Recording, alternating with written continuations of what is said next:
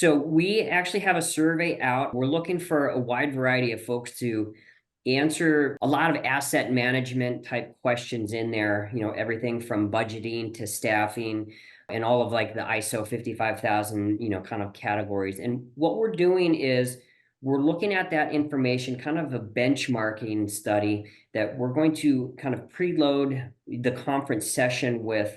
What does it look like out in the market? With that, we're going to have an in-brief session to, senior leaders from the DoD are going to be voicing their concerns, kind of giving us concepts and ideas and things that kind of rise to the top of their issues for us to discuss. And then we're going to have our own sessions where we're going to have a panel of more senior level, kind of management folks in there discussing those issues, looking at the results of this benchmarking study. And then the following day, we're going to go ahead and have an additional breakout session where we're going to break up into smaller groups where folks that are attending the conference can sit in on one of those groups and actually come up with some, no kidding, what's our game plan for trying to solve some of these issues.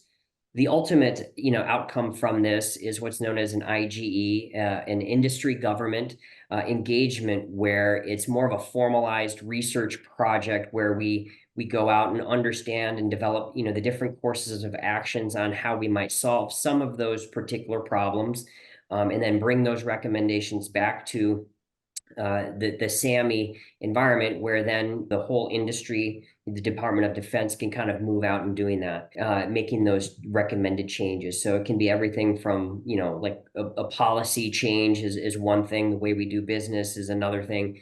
So all of those things. So we're looking forward to it and hope to get some really good input on everything. And we are planning on using the results of the survey itself and gathering more data at the conference itself, and then circling back with ALN and kind of presenting, that information to, this whole group as well. And so for those folks that actually participate in, those results will be available, and we will be sending out that to the group so that you can kind of see it and churn through it and have more lively discussion.